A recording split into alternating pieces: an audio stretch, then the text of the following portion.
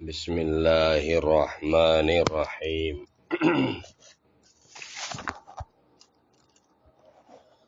والعامل فیہ اما لنیابتها عن الفعل والاصل مهما يكن من شيء بعد الحمد والصلاة ومهما ها هنا مبتدأ والاسمیت لازمة للمبتدأ ويكون شرط والفاء لازمة له غالبا۔ اس سے پہلے اما سے متعلق اما بعد پر گفتگو چل رہی تھی اور اما سے متعلق کئی باتیں آئی تھی۔ مثلا یہ بتلایا گیا تھا کہ اما کی اصل کیا ہے، تو بتلایا گیا تھا کہ اما کی اصل ان اور ما ہے۔ نون کو میم سے بدل کر میم کا میم میں ادغام کر دیا گیا، اما ہو گیا۔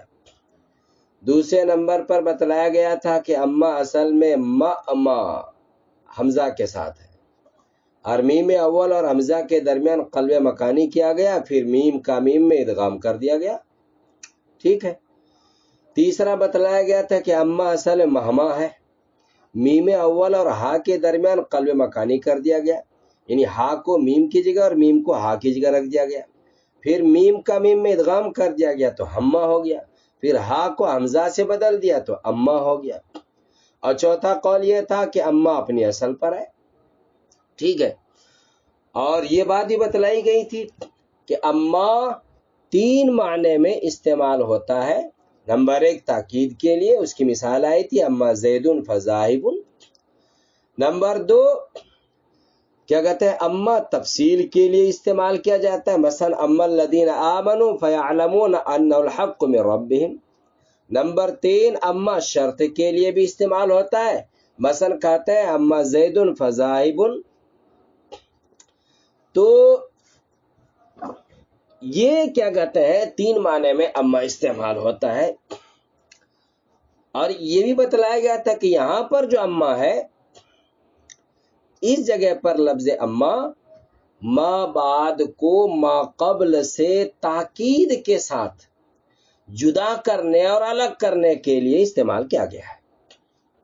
پھر اس کے بعد لفظ بعدو سے متعلق تفصیل آئی تھی، شارع نے بھی بتلائی تھی کہ بھئی جو بعدو ہے وہ قبلو اور بعدو، ان کا استعمال ظرف زمان کے لیے بھی ہوتا ہے اور اس کا استعمال ظرف مکان کے لیے بھی ہوتا ہے۔ ظرف زمان اور ظرف مکان دونوں کے لیے ہوتا ہے۔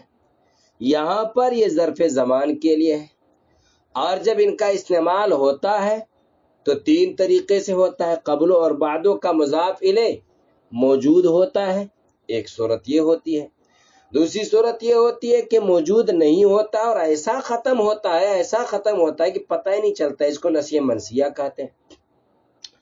تیسری صورت یہ تھی کہ مضاف الیہ محذوف ہوتا ہے لیکن مضاف الیہ منوی ہوتا ہے، ذہن میں ہوتا ہے، یعنی لفظوں میں اگرچہ محذوف ہے مگر دل میں، من میں، دماغ میں وہ مضاف الیہ موجود ہوتا ہے اور اس مضاف الیہ کا ارادہ کیا جاتا ہے کہ اس کا مضاف الیہ فلاں چیز ہے، ٹھیک ہے۔ اور یہی بتلایا گیا تھا کہ پہلی دونوں صورتوں میں جبکہ مضاف الیہ بالکل نسیہ منسیہ ہو یا مضاف الیہ قبل اور بعدو کا موجود ہو، تو ان دونوں صورتوں میں یہ لفظ معرب ہوتا ہے۔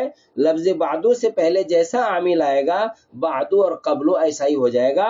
اگر رفع دینے والا عامل ہے تو مرفوع ہو جائے گا، نصب دینے والا عامل ہے تو منصوب ہو جائے گا، اور جر دینے والا عامل ہے تو جر مجرور ہو جائے گا۔ یہ ساری باتیں بتلائی گئی تھی، ٹھیک ہے۔ پھر یہ بات ہی بتلائی گئی تھی کہ یہاں پر جو بعدو ہے اس کا مضاف الیہ منوی ہے، اس کا مضاف الیہ کیا ہے، منوی ہے، اور مضاف الیہ اگر منوی ہو تو اس صورت میں وہ مبنی علی الضم ہوتا ہے، ضمہ پر کیا ہوتا ہے، مبنی ہوتا ہے۔ یہ باتیں کل آ گئی تھی۔ آج یہاں پر ایک سوال آ رہا ہے، سوال کا جواب آ رہا ہے۔ والعامل فی سے سوال یہ ہوتا ہے کہ بعدو جو ہے ظرف ہے، تو ظرف کو کیا چاہیے، مضروب چاہیے، اس کا عامل چاہیے. عامل کون ہے؟ اس کے کیا چاہیے؟ عامل چاہیے. عامل کے بغیر تو ظرف ہوتا نہیں ہے. یہ سوال ہے، اس کا جواب دے رہے ہیں والعامل فیہ اما، اور عامل فیہ اے فی بعدو، بعدو میں اما ہے. ٹھیک ہے، یہی ترجمہ کریں گے. اما ترجمہ میں یہی لفظ بولیں گے، اما کا ترجمہ نہیں کریں گے. ترجمہ اس طرح کریں گے کہ بعدو میں عامل اما ہے. اب پھر سوال ہوگا کہ ہم نے تو کہیں اما عامل پڑھا نہیں.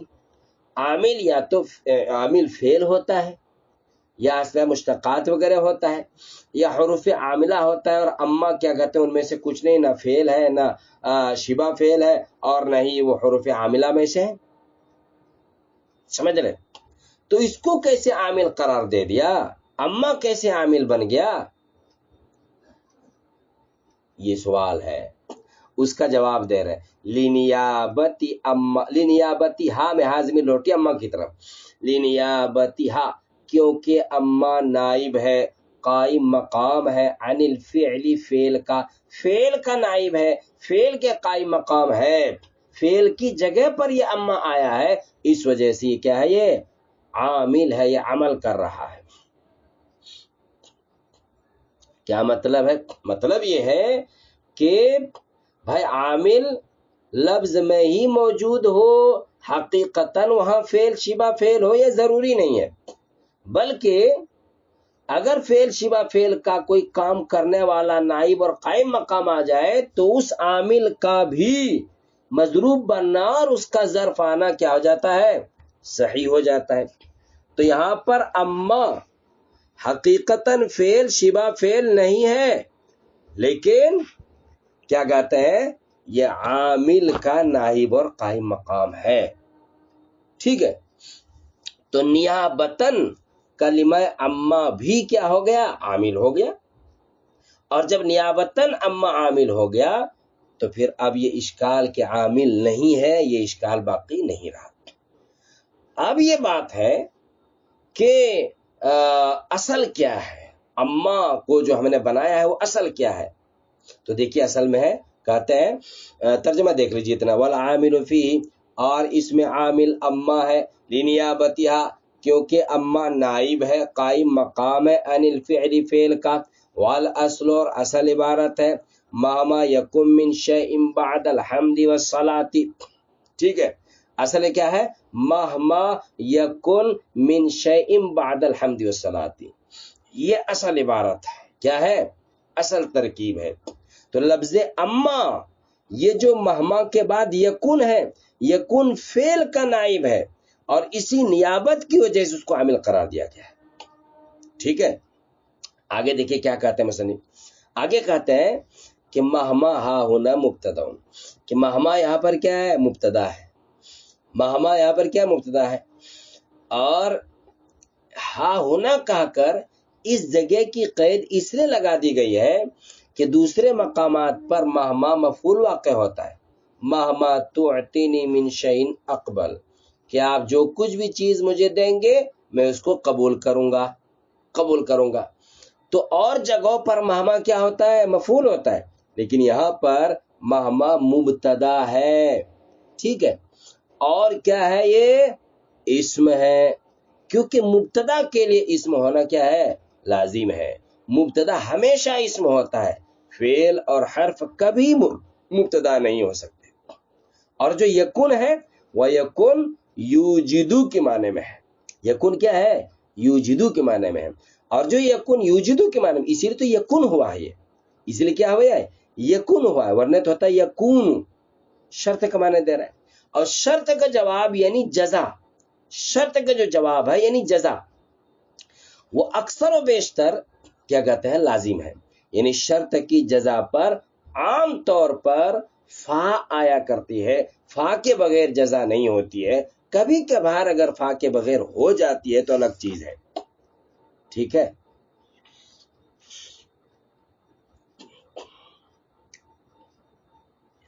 ٹھیک ہے. تو اب یہ اما جو ہے مہما اور یکن، کہ قائم مقام ہے.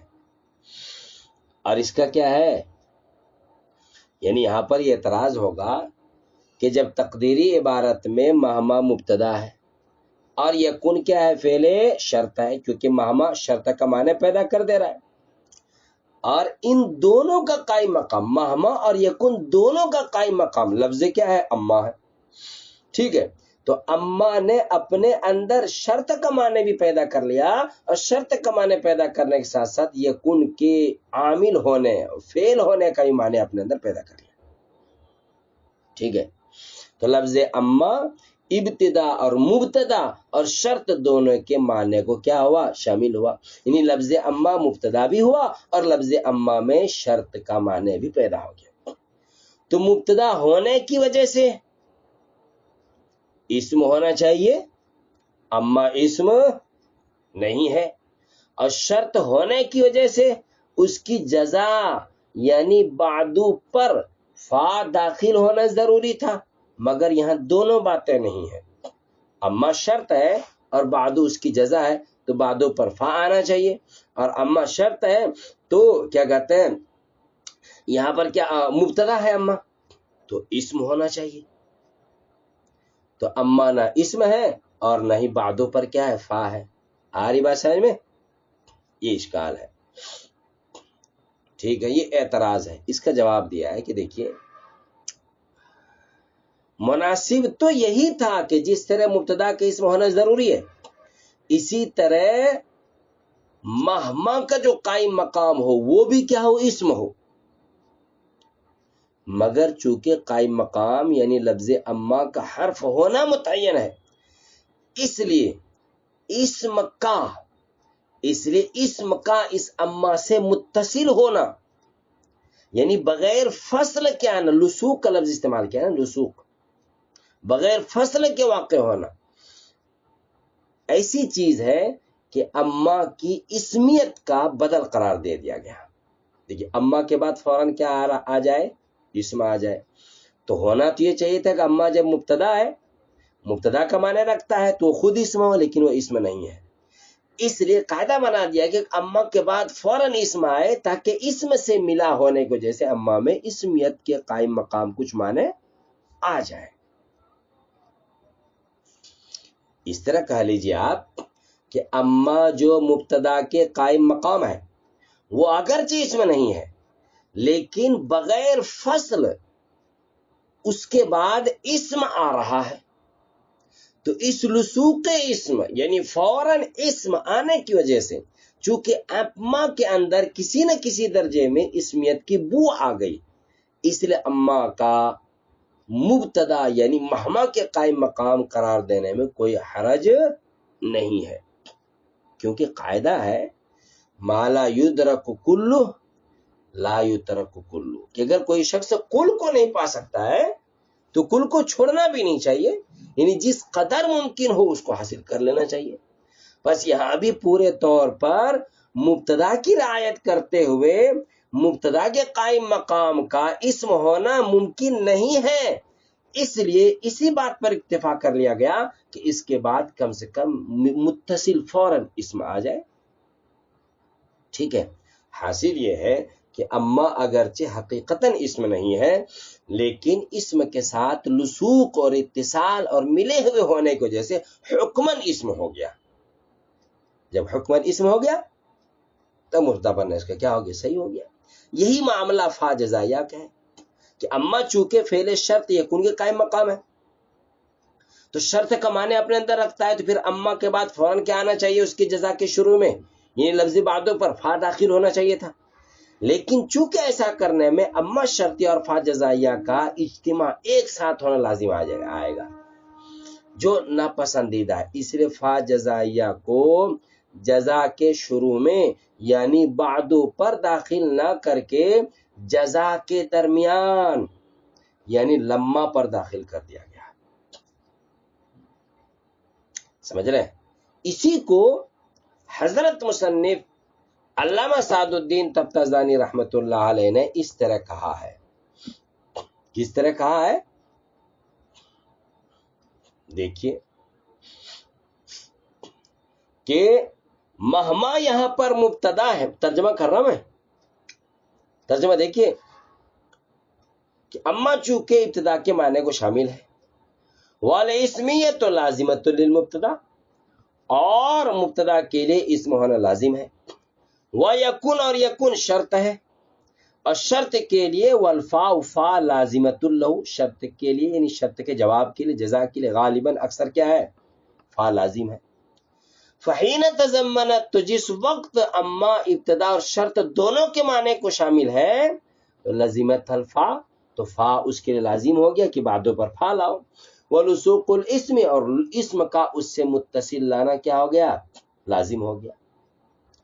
اقامت اللازم مقام الملزوم، لازم کو ملزوم کی جگہ رکھتے ہوئے، تاکہ لازم ملزوم کی جگہ کیا ہو جائے، لازم کون ہے، فا اور اسمیت، تو اسم تو نہیں لا سکتے، بنا نہیں سکتے، فا نہیں لا سکتے، تو بھائی چلو اس سے متصل کر دو تاکہ اسم ہونے کا معنی اس کے اندر کچھ آ جائے۔ وَإِبْقَاءً لِأَثْرِ فِي الْجُمْلَةِ، اور فی الجملہ اس کے اثر کو باقی رکھنے کے لیے، فی الجملہ اقامت لازم میں لازم سے مراد کیا ہے، نیچے دیکھیں لکھا ہوا ہے فا اور اسمیت، تو فا اور اسمیت لازم ہے، تو اس لازم کو فا اور اسمیت کو ملزوم یعنی مبتدا اور شرط کی جگہ رکھ دیا گیا، کیونکہ اما کے بعد فوراً کیا آ رہا ہے، اسم آ رہا ہے، وہ ہے بعدو، اور اس کے بعد فا آ رہا ہے، فلما پر فا ہے، تو اما کو تو ہم کچھ نہیں کر سکتے، اس لیے اس کے بعد فوراً اسم اور فا دونوں کو اما جو کہ ہونا چاہیے تھا اس کی جگہ رکھ دیا گیا، فا اور اسمیت کو ملزوم کی جگہ، مبتدا اور شرط کی جگہ کیا کر دیا گیا، رکھ دیا گیا، حالانکہ حقیقتاً یہ مبتدا اور شرط ہونا چاہیے تھا، نہ یہاں پر مبتدا ہے نہ شرط ہے، تو مبتدا اور شرط کی جگہ پر اسم اور فا کو کیا کر دیا گیا، رکھ دیا گیا، لا دیا گیا۔ وَإِبْقَاءً لِأَثْرِ فِي الْجُمْلَةِ، اور فی الجملہ مبتدا اور شرط کے معنی کو باقی رکھنے کے لیے، کیونکہ فوراً جب اسم آ گیا اور اس کے بعد فا آ گئی تو فا اور اسم نے دونوں نے مبتدا اور شرط کے معنی کو برقرار رکھا، کچھ اثر اس کا باقی رہا۔ امید کی بات سمجھ میں آئی ہوگی۔ وَمَهْمَا ہونا مبتدا، مہما یہاں پر مبتدا ہے، وَالِاسْمِيَّةُ لَازِمَةٌ لِلْمُبْتَدَا، اور مبتدا کے لیے اسم ہونا لازم ہے، وَيَكُنْ شَرْطٌ، اور یکن شرط ہے، وَالْفَاءُ لَازِمَةٌ لَهُ، اور فا اس کے لیے لازم ہے، غالباً اکثر و بیشتر۔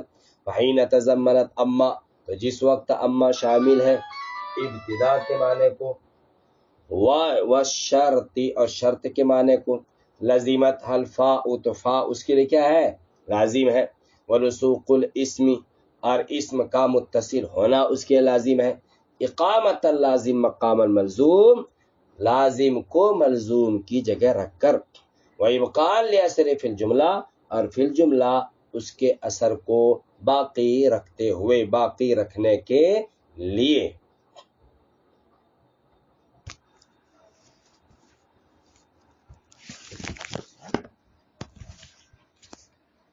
بسم اللہ الرحمن الرحیم۔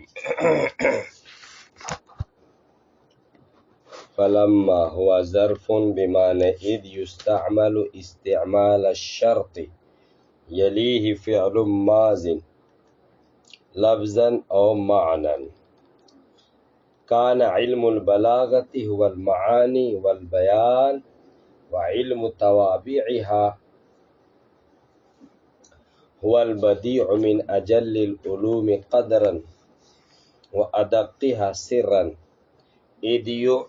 إذ به أي بعلم البلاغة وتوابعها لا بغيره من العلوم كاللغة والنحو والصرف يعرف دقائق العربية وأسرارها۔ شارح علیہ الرحمہ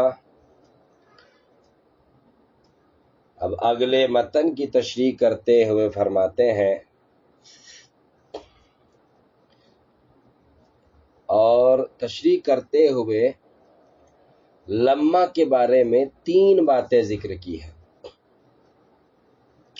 ہے نا، فلما ہوا ظرف بمعنی اذ یستعمل استعمال الشرط۔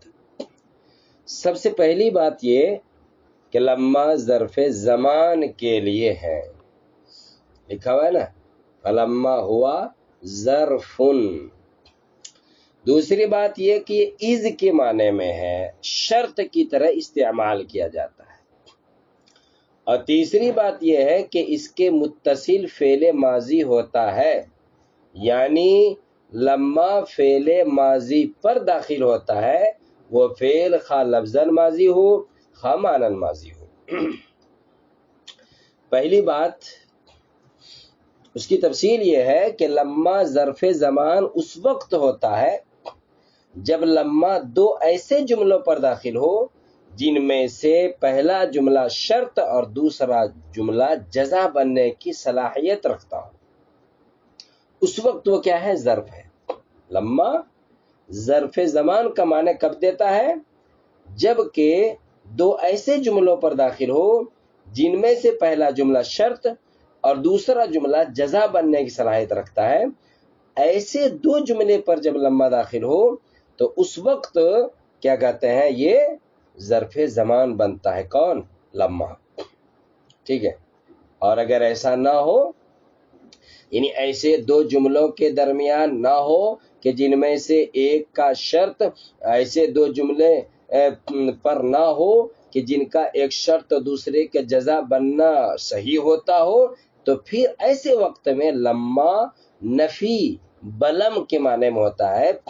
لما نفی کے معنی میں ہوتا ہے، یعنی بلم کے معنی میں ہوتا ہے، جس کا ترجمہ ہوتا ہے کیا کہتے ہیں؟ لم ابھی تک نہیں کیا، جیسے قرآن میں ہے لما یقضی ما امرہ۔ یہ لما کس کے معنی میں؟ لم کے معنی میں ہے، جس کا ترجمہ ہوگا ابھی تک نہیں کیا۔ ٹھیک ہے۔ یا اللہ کے معنی میں ہوگا، یا کس کے معنی میں ہوتا ہے؟ اللہ کے معنی میں ہوتا ہے، جیسے ان کل نفس لما علیہا حافظ۔ تو یہاں لما کس کے معنی میں ہے؟ اللہ کے معنی میں ہے۔ کس کے معنی میں ہے؟ اللہ کے معنی میں ہے۔ یعنی لما اگر ایسے دو جملے سے پہلے ہو، ایسے دو جملے پر داخل ہو، ایک شرط بن سکتا ہو، ایک جزا بن سکتا ہو، تو شرط و جزا ہے، لما ظرف زمان ہے۔ اور اگر ایسا دو جملہ نہیں ہے لما کے بعد، یعنی لما ایسے دو جملے پر داخل نہیں ہے، تو پھر یا تو وہ لم نفی کے معنی میں ہوگا یا پھر اللہ حرف استثناء کے معنی میں ہوگا، جیسے کہ قرآن نے کہا ہے لما یقضی ما امرا۔ لما کے بعد یقضی ما امرا دو فعل، تو کیا کہتے ہیں؟ فعل ہے، صرف ایک ہی فعل ہے یقضی، لیکن کیا کہتے ہیں؟ تو یہاں پر یہ کس کے معنی میں ہے؟ لم کے معنی میں ہے، جس کا معنی ابھی تک پورا نہیں کیا۔ یا اللہ کے معنی میں ہوتا ہے، جیسے قرآن میں ہے ان کل نفس لما علیہ حافظ۔ یا لما کے بعد کیا کہتے ہیں؟ فعل ہی نہیں ہے، حافظ اس میں فاعل ہے، تو اب یہ کس کے معنی میں ہے؟ اللہ کے معنی میں ہے۔ کس کے معنی میں ہے؟ اللہ کے معنی میں ہے۔ ٹھیک ہے۔ اب آئیے دوسری بات۔ دوسری بات یہ ہے کہ یہ از کے معنی میں ہوتا ہے، اذا کے معنی میں نہیں ہے، اور وجہ یہ ہے کہ از گزشتہ زمانے کے لیے ظرف ہوتا ہے۔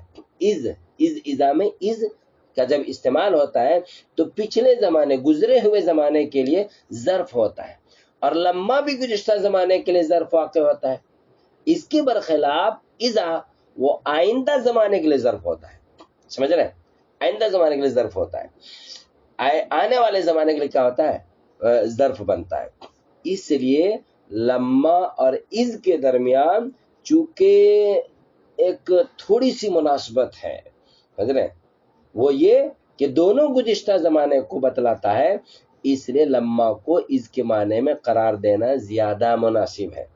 اس لیے یہاں پر کہا کہ یہ ظرف ہے اور از کے معنی میں کیا ہے؟ استعمال ہوا ہے، استعمال ہوا ہے۔ اسی طرح از شرط کے لیے استعمال ہوتا ہے، یعنی ایک چیز کو دوسری چیز پر گزشتہ زمانے میں معلق کرنے کا فائدہ دینے کے لیے از استعمال ہوتا ہے، اور لما بھی چونکہ از کی طرح ہے تو یہ بھی شرط کے لیے استعمال ہوگا۔ ٹھیک ہے، دو باتیں ہو گئی۔ تیسری بات کا حاصل خلاصہ یہ ہے کہ لما سے متصل فعل ماضی ہوتا ہے، یعنی فعل ماضی پر داخل ہوتا ہے. اب وہ فعل ماضی لفظوں میں مذکور ہو یا مقدر ہو، دونوں طرح جائز ہے، کیونکہ بلغاء سے یہ بات سنی گئی ہے کہ لما کے بعد فعل کا مقدر ہونا جائز ہے، درست ہے. ٹھیک ہے، جائز اور درست ہے. اس وجہ سے کیا کہتا ہے، لما کے بعد فعل مقدر ہو سکتا ہے، کسی قسم کا کوئی حرج نہیں ہے. اور اس بات میں بھی تعمیم ہے کہ لما کے بعد جو فعل ماضی آئے گا، یلی ہی فعل ماضین، فعل ماضی آئے گا تو فعل ماضی لفظ میں بھی ہو سکتا ہے، یعنی ماضی کا صیغہ ہو، جیسے کہ متن میں لما کے بعد کانا آ رہا ہے، یا معنن ماضی ہو، یعنی صیغہ تو ماضی کا نہیں ہے لیکن لم کے ذریعے ماضی بنا لیا گیا، جیسے لما لم یکن زید قائما اکرمتک. یہ لما لم یکن پر داخل ہے، اور لم یکن کیا ہے، حقیقتاً فعل ماضی نہیں ہے، معنن فعل ماضی ہے. ٹھیک ہے، اب ترجمہ دیکھ لیجیے یہاں تک. ہوا ظرف، لما یہ ظرف ہے بمعنی اذ، اذ کے معنی میں استعمال ہوتا ہے، بمعنی اذ کے معنی میں ہے. یستعمل استعمال الشرط، شرط کی طرح استعمال کیا جاتا ہے. یلیہ فعل ماضی لفظا و معنی، اس سے ملا ہوا آتا ہے وہ فعل ماضی جو لفظا ہو یا اور معنن فعل ماضی ہو. چلیے اب آگے دیکھیے ماتن کیا فرماتے ہیں. ماتن فرماتے ہیں کہ علم بلاغت اور توابع علم بلاغت، علم بلاغت سے کیا مراد ہے، معانی بیان، اور توابع علم بلاغت سے بدیع مراد ہے. تو کہتے ہیں کہ بلاغت اور علم بلاغت تمام علوم میں انتہائی درجے کا بلند مرتبے کا علم ہے، انتہائی درجے کا بلند مرتبے کا علم ہے. اور اس کے نکات، جو اس میں نکات بیان کیے جاتے ہیں، نقطے بیان کیے جاتے ہیں، دوسرے علوم کے نکات کے بنسبت انتہائی دقیق اور باریک ہے، انتہائی دقیق اور باریک ہے. اس وجہ سے کیا کہتے ہیں، یہ علم بلاغت کیا کہتے ہیں، تمام علوم میں سب سے زیادہ کیا ہو جائے گا، اجل ہو جائے گا، سب سے زیادہ اچھا اور بہتر ہو جائے گا تمام علوم سے. اچھا دیکھیں یہاں پر من اجلیہ جو ہے نا، من تبعیضیہ ہے، من تبعیضیہ ہے.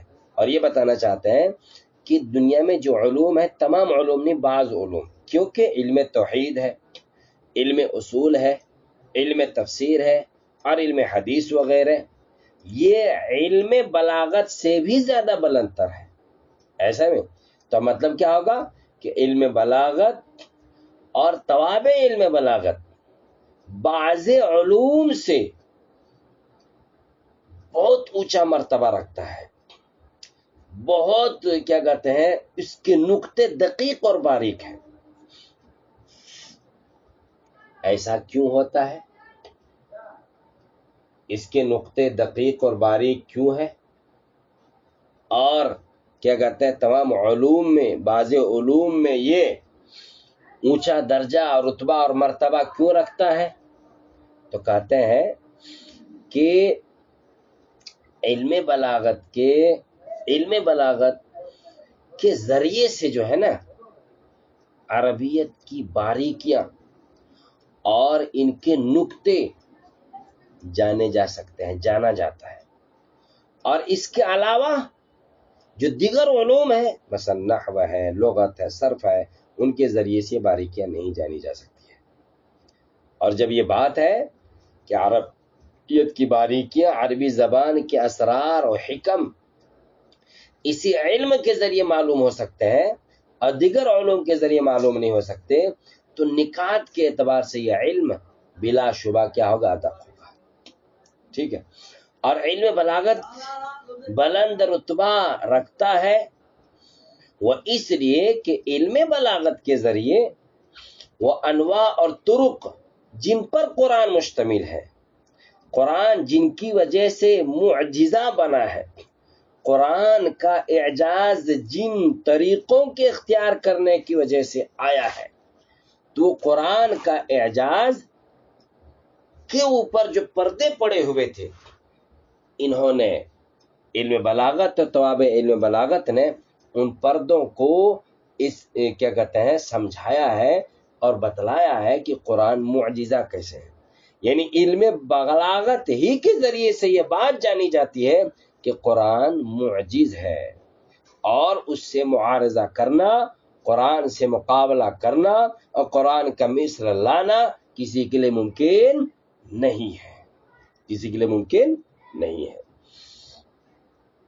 اب رہی یہ بات کہ قرآن معجز کیوں ہے، تو اس کی علت بیان کرتے ہوئے شارح نے کہا ہے قرآن چونکہ بلاغت کے اعلیٰ مرتبے پر ہے، یعنی قرآن میں ایسی آخری درجے کی بلاغت موجود ہے کہ اس کے بعد بلاغت کا کوئی درجہ نہیں، اس لیے قرآن کیا ہے، معجزہ ہے، قرآن معجز ہے، اعلیٰ درجے پر ہے، ٹھیک ہے۔ تو قرآن ایسے نکتوں اور باریکیوں پر مشتمل ہے کہ جو انسان کی طاقت اور قدرت سے باہر، اور جب ایسا ہے تو اس میں یقیناً اعلیٰ درجے کی بلاغت موجود ہوگی۔ تو علم بلاغت کے ذریعے قرآن کے معجزہ ہونے کے طریقے اور انواع کی معرفت حاصل ہوتی ہے، اور اعجاز قرآن کے وجوہ کی معرفت ذریعہ بنتی ہے حضرت نبی اقدس صلی اللہ علیہ وسلم کی تصدیق کا۔ تو اس طور پر جب قرآن کا اعجاز ثابت ہو جائے گا اور یہ معلوم ہو جائے گا کہ قرآن معجز ہے، انسان اس کے مثل لانے پر قادر نہیں ہے، تو قرآن کا کلام الہی ہونا ثابت ہو جائے گا، اور قرآن کا جب کلام الہی ہونا ثابت ہو جائے گا، کلام انسانی کی نفی ہو جائے گی، تو اس سے یہ سمجھ میں آئے گا کہ یہ بذریعہ وحی نبی پر اترا ہے اور نبی اقدس صلی اللہ علیہ وسلم کا یہ کلام نہیں ہے۔ اور جب یہ معجزہ ہونا ثابت ہو جائے گا، حضور صلی اللہ علیہ وسلم وہی شخصیت ہے جن پر قرآن اترا ہے، وہ نبی ہے، تو جب آپ صلی اللہ علیہ وسلم کی نبوت ثابت ہو جائے گی تو لوگ آپ کی تصدیق کریں گے، اور تصدیق کر کے دنیا اور اخروی کیا ہو جائے گی، سعادت حاصل ہو جائے گی۔ اور جب ایسا ہے کہ علم بلاغت کے ذریعے سے دنیاوی اور اخروی سعادتیں حاصل ہو جاتی ہے، تو علم بلاغت کی غرض سب سے بڑی غرض ہوئی، اور غرض کے اونچی ہونے کی وجہ سے وہ علم کیا ہو جاتا ہے، اونچا ہو جاتا ہے۔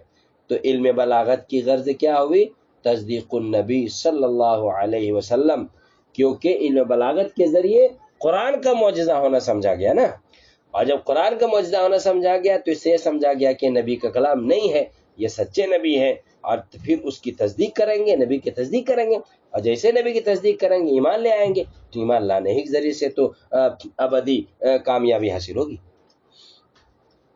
سمجھ رہے جی؟ تو اجل غایات میں سے ہے کامیابی کا مل جانا، نبی کی تصدیق کر دینا، اس لیے بھی علم بلاغت اجل علوم میں سے ہوگا۔ دیکھو یہ سمجھانے کی کوشش کی، کیا کہتے ہیں، کان علم البلاغت، جبکہ ہے علم بلاغت یعنی معانی اور بیان، و علم توابعها، اور توابع علم بلاغت، هو البدی یعنی بدی، من اجل العلوم، بعض علوم میں سے اجل، قدرن رتبے اور مرتبے کے اعتبار سے، و ادقها سرا، اور دقیق ہے، باریک ہے، راز اور نقطوں کے اعتبار سے، اذ بھی اس لیے کہ اس کے ذریعے، اے بعلم البلاغت و توابعها، یعنی بلاغت اور علم بلاغت اور توابع علم بلاغت کے ذریعے سے، لا بغیرہ، نہ کہ اس کے علاوہ کسی اور، من العلوم، علوم کے ذریعے سے، جیسے کہ لغت ہے، نحو ہے، صرف ہے، یعرف پہچانے جاتے ہیں، دقائق العربیتی، عربی زبان کی باریکیاں، و اسرارها، اور اس کے نکتے، راز اور بھید، فیکون من ادق العلوم سرم، تو ہوگا یہ تمام علوم میں باریک نکتوں کے اعتبار سے، ویکشف، اور کھولے جاتے ہیں، عن وجوہ الاعجاز، اعجاز کے چہرے سے، فی نظم القرآن، الفاظ قرآنی میں، نظم قرآنی میں، استارها، اس کے پردے کو بھی یعرف، یعنی علم بلاغت کے ذریعے پہچانا جاتا ہے ان القرآن معجز، کہ قرآن معجزہ ہے، لکونہ، کیونکہ ہے قرآن فی اعلی مراتب البلاغتی، بلاغت کے اعلیٰ مرتبے پر، بلاغت کے اعلیٰ مرتبے پر کیوں ہے؟ لاجتمال ہی، کیونکہ مشتمل ہے علی الدقائق، ایسی باریکیوں پر، والاسرار، اور ایسے نقطوں پر، الخارجۃ عن طوق البشر، جو انسان کی طاقت سے، انسان کی قدرت سے باہر ہے۔ وہذا، اور یہ یعنی قرآن کا معجزہ ہونے کا جان لینا، وسیلۃ، وسیلہ ہے، ذریعہ ہے، الی تصدیق النبی علیہ السلام، حضرت نبی اقدس صلی اللہ علیہ وسلم کی تصدیق کا، وہ وسیلۃ، اور یہ یعنی نبی صلی اللہ علیہ وسلم کی تصدیق وسیلہ ہے، ذریعہ ہے، الی الفوز بجمیع السعادات، تمام دنیاویہ اخرویہ کامیابیوں کا، فیکون، تو ہوگا یہ علم، من اجل العلوم، علوم، تمام علوم میں اجل، لکون معلوم ہی وغایت ہی، کیونکہ اس علم کی معلومات، غایت، اور اس علم کی غایت، من اجل المعلومات، تمام معلومات اور تمام غایتوں میں اجل ہے، اہم ہے، بڑا ہے۔ ٹھیک ہے، زیادہ کوئی مشکل بات نہیں ہے، بات آسانی ہے، بس ذرا سمجھنے کی ضرورت ہے۔ میں پھر سے سمجھانے کی کوشش کرتا ہوں کہ دیکھیے جو مصنف رحمۃ اللہ علیہ کہنا یہ چاہتے ہیں یہاں سے، کہ جو بات ہم اس مختصر المعانی میں تلخیص المفتاح میں، متن تلخیص المفتاح، جو بات میں بیان کرنا چاہتا ہوں وہ یہ ہے کہ بلاغت اور علم بلاغت جو ہے نا، جو علوم ہے ان علوم میں سے، سب علوم سے نہیں، بعض علوم سے، مرتبے اور مرتبے کے اعتبار سے عظیم ہے، اجل ہے، اور نقطوں کے اعتبار سے بہت باریک ہے۔ کیوں ایسا ہے؟ سمجھ رہے ہیں؟ علوم مرتبے کے اعتبار سے کیوں اجل ہے؟ وہ اس لیے اجل ہے کہ عربیت کی دقائق اور باریکیاں اور عربیت کے نقطے علم بلاغت کے ذریعے جانے جاتے ہیں، اور نقطوں کے اعتبار سے ادق اس لیے ہے کہ اس کے ذریعے سے قرآن کا معجزہ ہونا پہچانا جاتا ہے۔ جب آدمی بلاغت دیکھے گا اور قرآن کا معجزہ ہونا پہچانا جاتا ہے، جان لیا جاتا ہے کہ قرآن معجزہ ہے، اور اس لیے کہ قرآن اعلیٰ درجے کا بلیغ ہے، اس کے بعد اور کچھ بلیغ ہو ہی نہیں سکتا ہے۔ تو جب یہ پہچان لے گا انہیں بلاغت کے ذریعے سے، تو اس کو سمجھ میں آئے گا کہ بھائی ایسا قرآن کوئی لکھ ہی نہیں سکتا ہے، یہ انسان کا کلام نہیں ہے، انسان کی طاقت سے باہر ہے۔ جب وہ اس کو یہ احساس ہو جائے گا کہ قرآن ایسا ہے کہ جس کو انسان بنا نہیں سکتا ہے، تو اس کو سمجھ میں آئے گا کہ انسان کا کلام نہیں ہے، تو نبی کی تصدیق کرے گا کہ نبی سچے نبی ہے، ان کا کلام یہ نہیں ہے، یہ تو اللہ کے پاس سے آیا ہے۔ پھر وہ تصدیق جب نبی کی کرے گا تو وہ ایمان لے آئے گا، اور جیسے ایمان لائے گا تو یہی وسیلہ اور ذریعہ بن جائے گا دنیاوی اخروی تمام کامیابیوں کا۔ تو تمام کامیابیوں کا وسیلہ اور ذریعہ بنا اس علم کو سیکھنا نا، تو اس علم کو سیکھنا یعنی علم بلاغت اور توام بلاغت کو سیکھنا دنیاوی اخروی تمام کامیابیوں ملنے کا ذریعہ بنا۔ تو اس علم کی غرض، اس علم کا نتیجہ، اس علم کی غایت کیا ہوئی؟ دنیاوی اخروی تمام کامیابیاں کا حاصل ہو جانا۔ تو جب اس علم کی معلومات اور اس کی غایت اور نتیجہ تمام علوم میں اجل ہے، اہم ہے، بڑا ہے، تو یہ علم بھی خود کیا ہو جائے گا؟ تمام علوم میں اجل ہو جائے گا، بڑا ہو جائے گا، کیونکہ علم کا رتبہ بڑھنا اور بڑا ہونا معلومات اور غایات کے بڑھنے سے پتہ چلتا ہے، اور اس علم کا جو نتیجہ ہے، غایت ہے، معلومات ہے، وہ انتہائی درجے کا بڑا ہے، اس وجہ سے یہ علم بھی کیا ہے؟ بڑا ہے۔ سمجھ رہے؟ یہ اب آگے دیکھیے، آگے کیا کہتے ہیں، کچھ چیزیں سمجھائی ہیں۔ وَتَشْبِيهُ وُجُوهِ الْإِعْجَازِ بِالْأَشْيَاءِ الْمُحْتَجِبَةِ تَحْتَ الْأَسْتَارِ اسْتِعَارَةٌ بِالْكِنَایَةِ، یہ استعارہ بالکنایہ وغیرہ اس طرح ہم نے سمجھانے کی کوشش کی ہے۔ اس کو آپ دیکھیے حاشیہ نمبر 12 پہ نگاہ رکھیے، دیکھیے ہمیں لکھا ہوا ہے استعارہ وغیرہ کی تعریف کی ہے۔ کیا کی ہے؟ دیکھیے پہلے سمجھیے۔ استعارہ کا مطلب ہوتا ہے، استعارہ کا مطلب ہوتا ہے ایک چیز کو دوسری چیز کے ساتھ تشبیہ دینا۔ ایک چیز کو دوسری چیز کے ساتھ تشبیہ دینا، بس یہ دل ہی دل میں ایک چیز کو دوسری چیز کے ساتھ تشبیہ دینا، اس کو استعارہ بولتے ہیں۔ تو جس چیز کو تشبیہ دیا جا رہا ہے اس کو کہیں گے مشبہ، اور جس چیز کے ساتھ تشبیہ دی جا رہی ہے اس کو کیا کہیں گے؟ مشبہ بھی۔ ٹھیک ہے، اتنا یاد رکھیے۔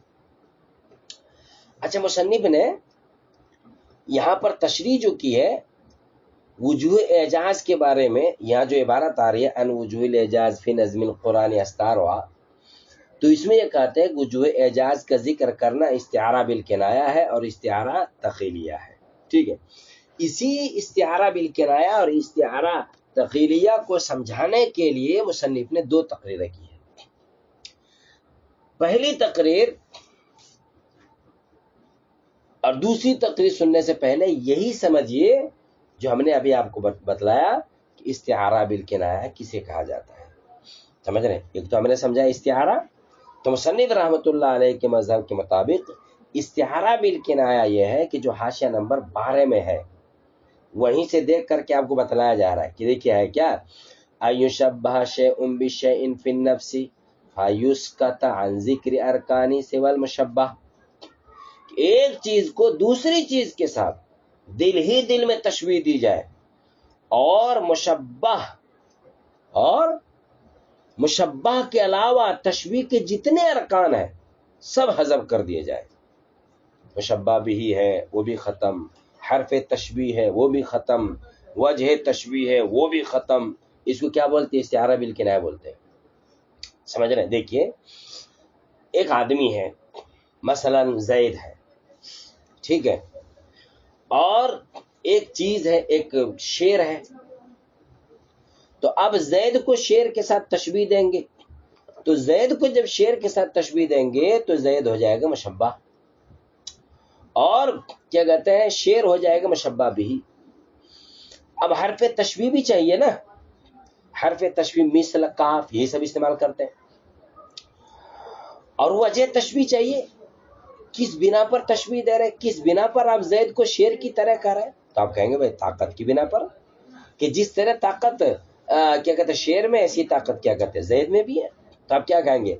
زید فی الاسد فی القوہ، زید کالاسد یا مثل زید کالاسد فی القوہ، طاقت میں زید شیر کی طرح، سمجھیے۔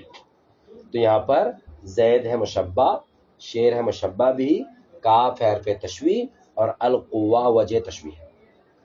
ٹھیک ہے، اب آپ مشبہ بھی کا بھی ذکر ختم کر دو، حرف تشبیہ جو کاف ہے اس کو بھی ختم کر دو، اور فی القوہ جو وجہ تشبیہ اس کو بھی ختم کر دو، صرف کہو زیدن، کیا کرو آپ صرف زیدن کا تذکرہ کرو، حالانکہ دل میں آپ نے زید قائم، چونچہ اس طرح بولتے ہیں طالب علم جب بدماشی کرتا ہے، سمجھ رہے ہیں، تو بولتے ہیں کہاں جا رہے ہیں، وہاں تو کیا کہتے ہیں وہ کھڑا ہے، وہ محتیم صاحب کھڑے ہیں، وہ کھڑے ہیں، سمجھ رہے ہیں، اس کی پاور اور اس کی طاقت اور قوت کو، اگر کوئی استاد بہت زیادہ موٹے ہٹے کٹے ہیں تو ان کو بولتے ہیں وہاں کہاں جا رہے ہیں، وہ تو فلاں استاد کھڑے ہیں، ٹھیک ہے، فلاں استاد بولے جاتے ہیں، لیکن اس کو دل ہی دل میں تشبیہ دی جاتی ہے طاقتور شے کے ساتھ، اور حرف تشبیہ مشبہ کیا کہتے ہیں مشبہ بھی، اور حرف تشبیہ اور وجہ تشبیہ سب ختم کر دیا جاتا ہے، صرف مشبہ موجود ہوتا ہے، اس کو کیا بولتے ہیں؟ استعارہ بالکنایہ، ٹھیک ہے۔ اور ایک ہے استعارہ تخیلیہ، اسی حاشیہ نمبر 12 میں دیکھیے کیا ہے، استعارہ تخیلیہ کیا ہے؟ وہی ہے سب کچھ، ایشبہ شیء بشیء فی النفس فیسکت، سمجھ رہے ہیں، فیسکت عن ذکر ارکان سوى المشبہ، ویثبت للمشبہ، ثابت کیا جائے مشبہ کے لیے، شیء من لوازم مشبہ بھی، مشبہ بھی کے لوازم میں سے کچھ، مشبہ بھی کے لوازم میں سے کچھ، ٹھیک ہے، سب کچھ محذوف ہے، صرف مشبہ ہے، اور مشبہ بھی کے لیے جو چیز لازم ہے، ٹھیک ہے، اس کو مشبہ کے لیے ثابت کیا جائے، اس کو مشبہ کے لیے ثابت کیا جائے، یعنی مشبہ کے ساتھ اس کا تذکرہ آئے، اس کو کیا بولتے ہیں؟ استعارہ تخیلیہ بولتے ہیں، استعارہ تخیلیہ۔ دیکھیے ایک چیز اور ہے، وہ کیا ہے؟ کہتے ہیں ایہام۔ ایہام کا مطلب ہوتا ہے کہ ان یذکر لفظ له معنیان، کہ ذکر کیے جائے ایک ایسا لفظ کہ جس کے دو معنی ہو، قریب اور بعید۔ وَيُرَادُ بِهِ الْبَعِيد، اور بعید مراد لیا جائے، ٹھیک ہے، اس کو ایہام بولتے ہیں۔ اب سمجھیے کہ وجوہ الاعجاز فی نظم القرآن استارها میں استعارہ بالکنایہ کیسے ہیں، استعارہ تخیلیہ کیسے ہیں؟ دیکھیے وہ اس طریقے سے ہے کہ وجوہ الاعجاز کو تشبیہ دی گئی ہے اس چیز کے ساتھ، دل ہی دل میں، کہ جو پردے کے نیچے چھپی ہوئی ہوتی ہے۔ تو وجوہ الاعجاز ہو گیا مشبہ، ٹھیک ہے، اور پردے کے نیچے چھپی ہوئی چیز کیا ہے؟ مشبہ بھی ہے۔ دیکھو پردے کے نیچے چھپی ہوئی چیز یہاں موجود نہیں ہے، مشبہ جو وجوہ الاعجاز ہے وہ موجود ہے۔ حرف تشبیہ مثل اور کاف وہ بھی موجود نہیں ہے، وجہ تشبیہ بھی موجود نہیں ہے، ٹھیک ہے۔ تو یہ کیا ہو گیا؟ استعارہ بالکنایہ، وجوہ الاعجاز کو پردے کے نیچے چھپی ہوئی چیز کے ساتھ تشبیہ دینا، یہ استعارہ بالکنایہ ہو گیا، ٹھیک ہے۔ اور کیا کہتے ہیں؟ مشبہ بھی کے لیے جو چیز لازم ہے اس کو اگر ذکر کر دیا جائے مشبہ کے ساتھ تو استعارہ تخیلیہ ہو جاتا ہے۔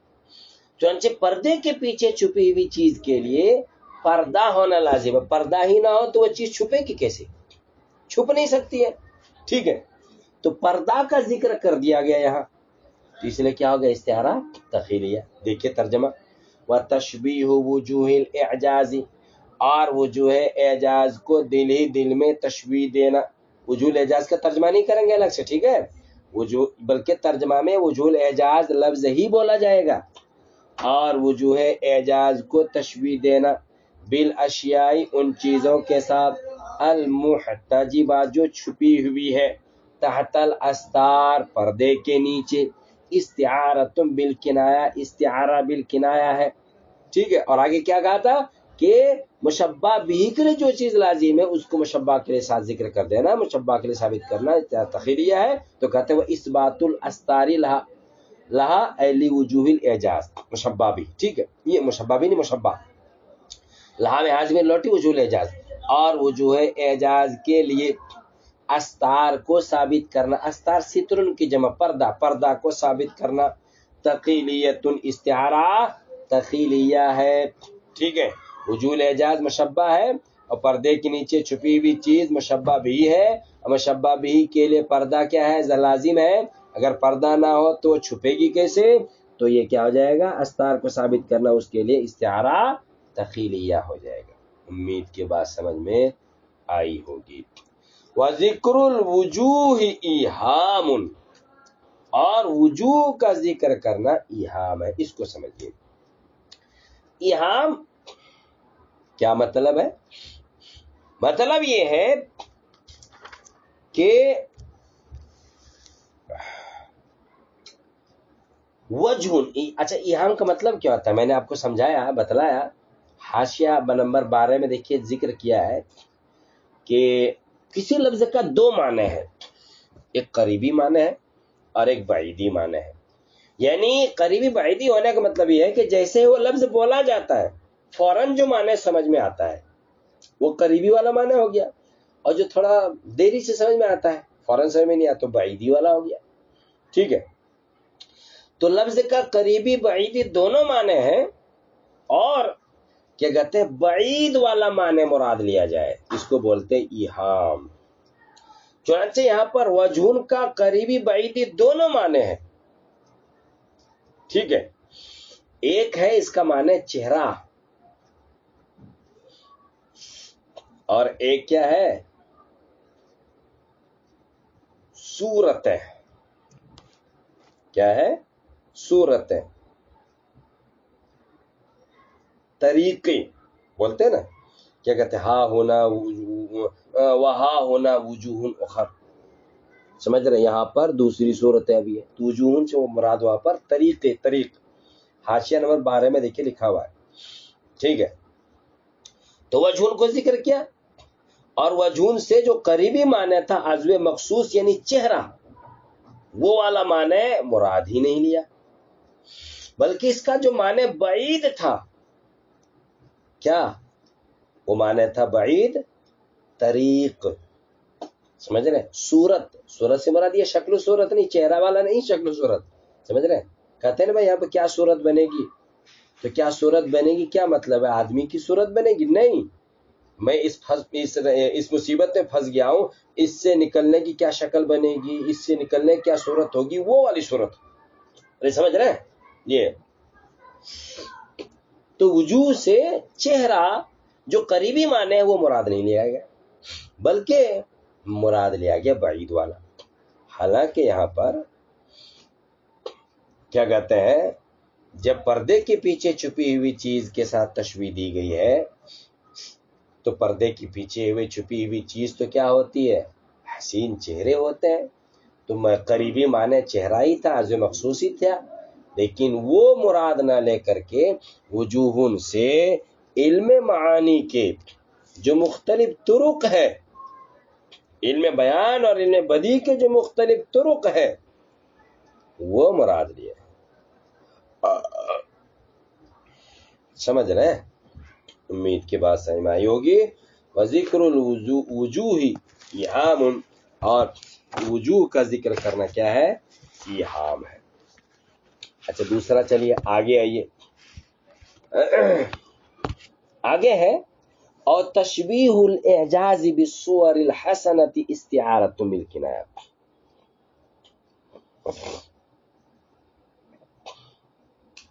کیا کہنا چاہتے ہیں؟ کہتے ہیں کہ اعجاز کو، اعجاز وجوہ اعجاز نہیں، یاد رکھیے، اعجاز کو، یہ دوسری تقریر ہے، اعجاز کو تشبیہ دی گئی ہے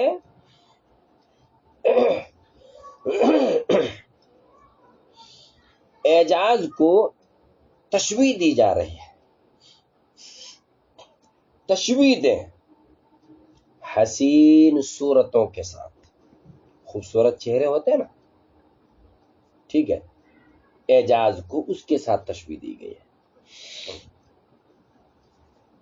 اور دونوں میں جامع کیا ہے؟ وہ ہم میل النفس، نفس کا مائل ہونا۔ جب حسین صورتیں، حسین شکلیں اور چہرے سامنے آتے ہیں تو فطری طور پر نگاہ اس کی طرف گھومنا چاہتی ہے۔ اسی طرح قرآن کا اعجاز اور معجزہ ہونا جب سمجھ میں آتا ہے تو آدمی فطری طور پر قرآن کی طرف گھومے گا، قرآن کو ہاتھوں ہاتھ لے گا، پڑھنا چاہے گا، یاد کرنا چاہے گا، ایمان لانا چاہے گا، سمجھ رہے؟ تو اعجاز کو تشبیہ دی گئی ہے حسین صورتوں کے ساتھ، حسین چہروں کے ساتھ۔ تو حسین چہرے کہاں ہیں یہاں پر؟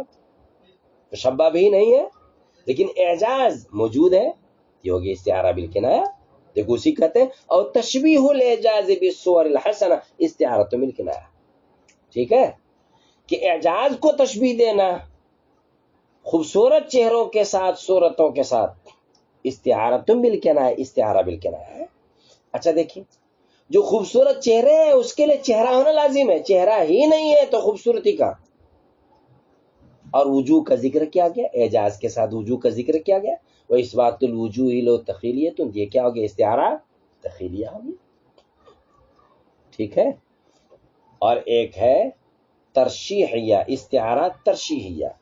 استعارہ ترشیحیہ کا مطلب ہوتا ہے کہ جو چیز مناسب ہے، حسین چہرہ ہے تو چہرہ ہونا اس کے لیے ضروری ہے، تو جو چیز ضروری ہے، لازم ہے، اس کا تو ذکر کرنا کیا ہے؟ تخیل ہے، اور جو چیز اس کے لیے مناسب ہے، خوبصورت شکل ہے تو اس کے لیے مناسب ہے اس کو چھپا کے رکھا جائے، ٹھیک ہے۔ تو اب استار یعنی پردہ چھپانا، اس کا ذکر استعارہ ترشیحیہ ہو جائے گا، سمجھے؟ ایک چیز کو دل ہی دل میں دوسری چیز کے ساتھ تشبیہ دی جائے، مشبہ موجود ہو، باقی سب حذف کر دیے جائیں، مشبہ بہی کے لیے جو چیز لازم ہو وہ ذکر کیا جائے، اس کو استعارہ تخیلیہ کہتے ہیں۔ اور مشبہ بہی کے لیے جو چیز مناسب ہے، لازم نہیں ہے، بہتر ہے، اچھا ہے، اس کو ذکر کر دیا جائے تو اس کو کیا بولتے ہیں؟ استعارہ ترشیحیہ بولتے ہیں۔ کیا بولتے ہیں؟ استعارہ ترشیحیہ بولتے ہیں۔ ٹھیک ہے، چنانچہ اعجاز کو تشبیہ دی ہے، میں دوبارہ سمجھا رہا ہوں، غور سے سنیے، اعجاز کو تشبیہ دی ہے خوبصورت چہروں کے ساتھ، حسین چہروں کے ساتھ۔ تو اعجاز ہے مشبہ اور حسین چہرے مشبہ بھی، استعارہ بالکنایہ ہو گیا، کیونکہ خوبصورت چہرے یہاں ذکر نہیں ہے، صرف اعجاز کا ذکر ہے، اور خوبصورت چہرے کے لیے چہرہ لازم ہے، اس لازم کو یہاں پر ذکر کیا گیا، وجوہ الاعجاز، وجوہ وجہ چہرہ، استعارہ تخیلیہ ہو گیا۔ اور مشبہ بہی کے لیے مناسب ہے، خوبصورت چہرے کے لیے مناسب ہے کہ اس کو چھپا کے رکھا جائے، قیمتی چیز چھپا کے رکھی جاتی ہے۔ تو اب استار یعنی پردہ، چھپانا، اس کا تذکرہ آ گیا تو یہ ہوگی استعارہ ترشیحیہ۔ ٹھیک ہے، دیکھو یہ کہتے ہیں، اور تشبیہ الاعجاز بالصور الحسنہ، یہ اعجاز کو تشبیہ دینا خوبصورت چہروں کے ساتھ، استعارۃ بالکنایہ، استعارہ بالکنایہ ہے، واثبات الوجوہ لہ تخیلیۃ، اور وجوہ کو اس کے لیے ثابت کرنا تخیلیہ ہے، وذکر الاستار ترشیح، اور استار کو ذکر کرنا ترشیح، استعارہ ترشیحیہ ہے۔ ٹھیک ہے، اگلی بات سمجھیے، ونظم القرآن، متن میں ماتن علامہ قزوینی رحمۃ اللہ علیہ نے جب تشریح مطلب اپنی بات بیان کی ہے تو وہاں پر فی نظم القرآن، نظم القرآن کہا ہے۔ ہم لوگ کیا کہتے ہیں؟ الفاظ قرآن کہتے ہیں، اس کتاب کے فلاں فلاں الفاظ، تو الفاظ، کلمہ یا کلمات، یہ سب لفظ استعمال نہیں کیے گئے، نظم کا لفظ استعمال کیا گیا۔ تو نظم قرآن کسے کہتے ہیں؟ نظم کیوں استعمال کیا گیا؟ وجہ ہے یہاں پر دیکھیے، نظم قرآن کسے کہتے ہیں؟ قرآن کے کلمات کی ایسی تالیف، قرآن کے کلمات کو اس طریقے سے جوڑنا کہ جن کے معنی بالترتیب ہو، بالترتیب ہو، مرتب المرتبت المعانی ہو، معنی بالکل جڑے ہوئے ہوں۔ اسی لیے کیا کہتے ہیں؟ قرآن کا ربط بیان کیا جاتا ہے، ایک ایک آیت کا ربط بیان کرتے ہیں، ایک ایک سورت کا ربط بیان کرتے ہیں، اس سورت کی سورت سے یہ ربط ہے، اس آیت کو اس آیت سے یہ ربط ہے، کیونکہ اس کے معنی کیا ہوتے ہیں؟ مرتب ہوتے، جڑے ہوئے ہوتے، بالترتیب ہوتے، اور بتقاضۂ عقل، عقل کے تقاضے کے مطابق ان کی دلالتیں مراد پر مناسب ہوتے ہیں، مراد پر ان کی دلالت کیا ہوتے ہیں؟ مناسب ہوتے ہیں۔ ٹھیک ہے، یہاں دیکھ لیجئے کیا کہتے ہیں، پھر اس کی تشریح آ رہی ہے، میں تشریح کروں گا انشاءاللہ۔ دیکھیے کیا کہتے ہیں، اتنا ترجمہ دیکھ لیجئے، ونظم القرآنی، اور نظم قرآنی، تالیف کلمات ہی، کلمات کو تالیف دینا، جوڑنا، کیسے؟ مترتبۃ المعانی، اس حال میں کہ معانی کیا ہو؟ مرتب ہو، معنی مرتب۔ معنی سے مراد کیا ہے؟ ترجمہ کے ساتھ ہی سمجھ لیجیے، معنی سے مراد وہ امور ہے کہ جن کا اقتضاء حال کی وجہ سے بلغاء ارادہ کرتے ہیں۔ تقاضا ہے تاکید لانے کا، تاکید لے آؤ، تقاضا ہے عدم تاکید کا، تاکید آگے چل کر کے مقتضی حال پڑھیں گے۔ ٹھیک ہے، مقام اور حال جو چاہتا ہے تاکید لاؤ، بغیر تاکید کے لاؤ، مسند مقدم کرو، مسند کو مؤخر کرو، سمجھ رہے؟ یہاں کیا کہتے ہیں؟ مسند کو مؤخر کر دو، مسند کو مقدم کر دو، یہاں فعل ماضی لاؤ، یہاں پر فعل مضارع لاؤ، سمجھ رہے؟ یہ حال جو تقاضا کرتا ہے نا، یہ مقتضی حال، مقتضی، سمجھ رہے؟ معنی سے یہ مراد ہے کہ کلمات کو اس طریقے سے جوڑا جائے کہ مقتضی حال جو ہے نا بالکل ایک دوسرے سے جڑے ہوئے، مرتب ہوں، سلے ہوئے ہوں، اور ترتیب کا مطلب کیا ہے؟ ترتیب کا مطلب یہ ہے کہ ان میں سے ہر ایک کو اس کے محل میں رکھا جائے، یعنی جہاں حال تاکید کا تقاضا کرتا ہوں تاکید لاؤ، جہاں میں تاکید کا تقاضا کرتا ہوں آدمی تاکید لے آؤ، ٹھیک ہے؟ یہ ہے مترتبۃ المعانی۔ اور متناسقۃ الدلالات علی حسب ما یقتضی العقل، اس کا کیا مطلب ہے؟ تناسق سے مراد ہے تناسب، مناسب اور تشابہ ایک طرح کا ہونا، اور دلالتوں سے مراد، یہ دلالات ہے نا، دلالتوں سے مراد دلالت مطابقی تضمنی التزامی ہے، کسی طریقے سے کوئی دلالت ہو، چاہے مطابقی ہو تضمنی التزامی ہو، یعنی تناسق دلالات سے مراد یہ ہے کہ جہاں حال دلالت مطابقی کا تقاضا کرے وہ دلالت مطابقی لائی جائے، جہاں اس کے علاوہ کا تقاضا کرے وہاں اسی کو لایا جائے۔ یہ عقل جیسی دلالت چاہتی ہے ایسی دلالت نہ، ایسی دلالت کی استعمال کرنا، یہ مطلب ہے۔ یہ نہیں کہ بس بولنے میں مسلسل ہو، لگاتار کلمات ادا کرے، کیف متفق بولتا چلا جائے، ایسا نہیں، سمجھ رہے ہیں؟ یہ نظم قرآن کا مطلب ہے، اسے نظم کا لفظ استعمال کیا ہے۔ ونظم القرآن تالیف و کلماتی، اور نظم قرآن کلمات کو جوڑنا، تالیف کرنا، درا حالہ کے معانی کیا ہو، جڑے ہوئے ہوں، دلالت مناسب ہو، علی حسب ما یقتضیہ العقل، اسی کے مطابق عقل جیسا چاہتی ہے، لا توالیہ فی النطق، ان کلمات کے بولنے میں مسلسل نہ ہو، وضم بعضها الی بعض کیف متفق، اور بعض کو بعض سے صرف جوڑنا نہ ہو، جس طرح ہو جائے، کیف متفق جس طرح ہو جائے، ایسا نظم میں نہیں ہوتا ہے، بلکہ نظم میں کیا ہوتا ہے؟ ایک دوسرے سے جڑے ہوئے ہوتے ہیں، اور ایسے جڑے ہوئے ہوتے ہیں کہ ان کا جڑنا مناسب ہوتا ہے، مقتضا حال کے مطابق ہوتا ہے، دلالت مناسب ہوتی ہے۔ یہ ایسا نہیں کہ کلمہ کو دوسرے کلمہ سے صرف یوں ہی اور ایسے ہی جوڑ دیا جائے۔ امید کے بات سمجھ میں آئی ہوگی۔ بس آج اتنا ہی۔